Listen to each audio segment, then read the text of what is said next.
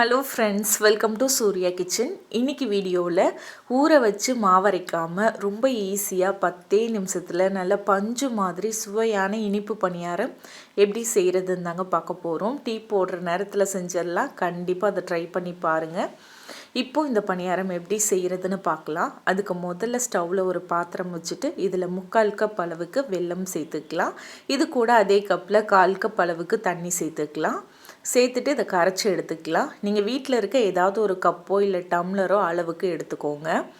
இப்போ வெல்லம் இதுக்கு கரைஞ்சி வந்தால் மட்டும் போதுங்க. பாகுபதம்லாம் நம்ம எடுக்க தேவையில்லை. நல்ல வெல்லம் கரைஞ்சிருச்சு பாருங்கள். இப்போ ஸ்டவ் ஆஃப் பண்ணிவிட்டு இதை ஆற வச்சு எடுத்துக்கலாம். இப்போ அடுத்ததாக ஒரு பவுலில் 1 கப் அளவுக்கு ரவை சேர்த்துக்கலாம். வறுக்காத ரவை தான். நல்ல நைஸாக இருக்க ரவை நான் எடுத்துருக்கேங்க. நீங்கள் பெரிய ரவையாக இருக்குன்னா முதல்ல மிக்ஸி ஜாரில் சேர்த்து நல்லா பவுடராக அரைச்சிட்டு அதுக்கப்புறமா பாத்திரத்தில் சேர்த்துக்கோங்க. இப்போ இது கூட 1/2 கப் அளவுக்கு கோதுமை மாவு சேர்த்துக்கலாம். இது கூடவே 2 சிட்டிகை அளவுக்கு உப்பு சேர்த்துக்கலாம். ஒரு 1/2 டீஸ்பூன் அளவுக்கு ஏலக்காய் பொடி சேர்த்துக்கலாம். சேர்த்துட்டு இதை முதல்ல நல்லா கலந்து விட்டுக்கலாம். கலந்து விட்டுட்டு நம்ம வெல்லத்தை கரைச்சி ஆற வச்சு எடுத்து வச்சுருக்கோம் இல்லையா, அதை வடிகட்டி சேர்த்துக்கலாம். கொஞ்சம் கொஞ்சமாக வடிகட்டி ஊற்றி மிக்ஸ் பண்ணுங்கள். அப்போ தான் கட்டி விழுகாமல் இருக்கும். கட்டாயம் வடிகட்டி சேர்த்துக்கோங்க. ஏன்னா வெல்லத்தில் சின்ன சின்ன தூசி இருக்கும். இப்போ ஒரு பாதி அளவுக்கு வெள்ளை தண்ணியை வடிகட்டி சேர்த்துருக்கோம். இந்த மாதிரி மிக்ஸ் பண்ணிவிட்டு அதுக்கப்புறம் மீதி இருக்கிறதையும் வடிகட்டி சேர்த்துக்கோங்க. இந்த மாதிரி நம்ம கலக்கும்போது கட்டி விழுகாமல் இருக்கும். கலக்கிறதுக்கும் ரொம்ப ஈஸியாக இருக்கும். இப்போ மீதி இருக்கிறதையும் மொத்தமாக எல்லாத்தையுமே வடிகட்டி சேர்த்தாச்சு. இப்போ இது கூட 1/4 கப் அளவுக்கு தண்ணி ஊற்றிக்கலாம்.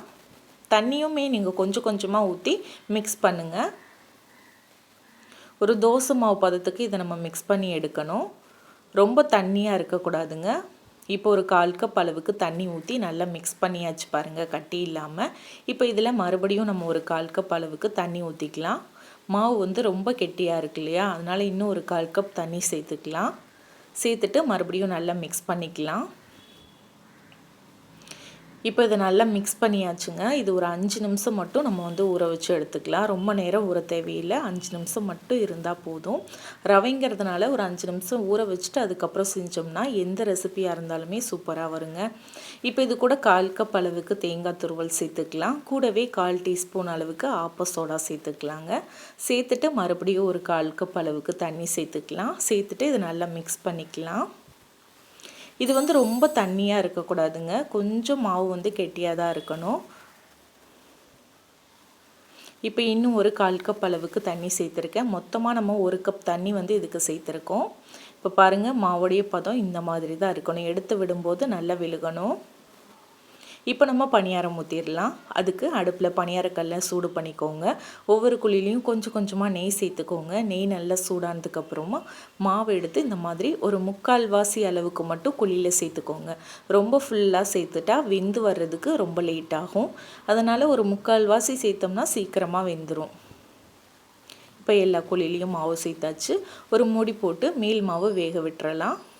மேல் மாவு லைட்டாக வெந்ததுக்கப்புறமா இந்த மாதிரி திருப்பி விட்டுக்கலாம். இப்போ ஒரு சைடு நல்ல கோல்டன் கலர் வந்துடும். அந்த ஓரத்தில் பார்த்தீங்கன்னா உங்களுக்கு லைட்டாக கலர் மாறி இருக்கும். அதை வச்சு நீங்கள் கண்டுபிடிச்சிடலாம். அதுக்கப்புறம் இந்த மாதிரி திருப்பி போடுங்க. திருப்பி போட்டுட்டு இன்னொரு பக்கம் வேக விட்டுட்டு எடுத்திங்கன்னா சூப்பராக நல்ல சுவையான ரவை பணியாரம் ரெடி ஆயிருச்சு. இதே மாதிரி நீங்கள் மீதம் இருக்கிற மாவு எல்லாத்தையுமே ஊற்றி எடுத்துக்கலாங்க. நம்ம எடுத்த அளவுக்கு பார்த்திங்கன்னா உங்களுக்கு ஒரு 30 பணியாரம் வரும். இந்த சைஸ் சின்ன சின்னதாக ஊற்றும்போது 30 பணியாரம் வரும். இப்போ முதல்ல நான் நெய் ஊற்றி உங்களுக்கு ஊற்றி காமிச்சேன். இப்போ எல்லா குழிலையும் எண்ணெய் சேர்த்துருக்கீங்க. எண்ணெய் ஊற்றிட்டு இப்போ ஒவ்வொரு குழிலையும் நம்ம மாவு சேர்த்துக்கலாம். அதே மாதிரி எல்லா குழிலையும் மாவு சேர்த்துட்டு ஓரங்கள் வெந்ததுக்கப்புறமா இந்த மாதிரி திருப்பி விட்டுட்டு எடுத்துட்டிங்கன்னா சூப்பராக நல்ல சுவையான ரவை பணியாரம் ரெடி. கண்டிப்பாக இதே அளவுகள் மாறாமல் இதே மாதிரி செஞ்சு பாருங்கள். செஞ்சு பார்த்துட்டு எப்படி வந்ததுன்னு மறக்காமல் கமெண்ட்டில் சொல்லுங்கள். இந்த ரெசிபி உங்களுக்கு பிடிச்சிருந்தா லைக் பண்ணி ஷேர் பண்ணுங்கள். சப்ஸ்கிரைப் பண்ணலைன்னா நம்ம சேனலை சப்ஸ்கிரைப் பண்ணிக்கோங்க. தேங்க்யூ.